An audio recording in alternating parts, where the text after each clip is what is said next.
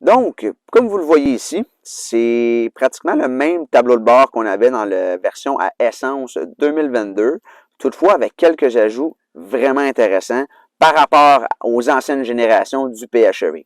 Donc, actuellement, je suis réglé sur la vue au niveau de la pression dans les pneus. Donc, automatiquement, ça vous dit que chaque pneu sont équipés de capteurs TPMS, Tire Pressure Monitoring System, donc pour la pression des pneus. Et on peut changer de vue pour aller chercher, dans le fond, d'autres informations pertinentes au niveau de la batterie. Dans ce cas-ci, par contre, on a la manière que la traction intégrale va fonctionner. Et comme vous savez tous, Mitsubishi possède la traction intégrale la plus avancée au monde. Donc ça vous permet de voir comment il va envoyer son pouvoir, soit à l'avant, à l'arrière, même à gauche ou à droite. Mais après ça, ce qui devient vraiment intéressant, c'est qu'on a un moniteur d'énergie qui ressemble un petit peu à celui qu'on avait dans les versions antécédentes. Par contre, un petit peu plus au goût du jour, si on veut, avec plus d'informations. Et c'est un petit peu plus clair aussi que ça l'était avant.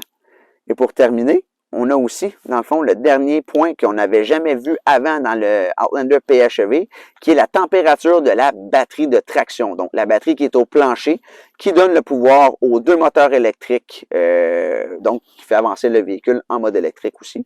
Donc, on a ici la température qu'on n'avait jamais vue. Donc, ça vous donne une bonne indice si la batterie est prête ou pas prête, dans le fond, à se mettre en mode électrique, car on sait toujours que la batterie doit se préchauffer avant d'être utilisée comme un moteur à essence.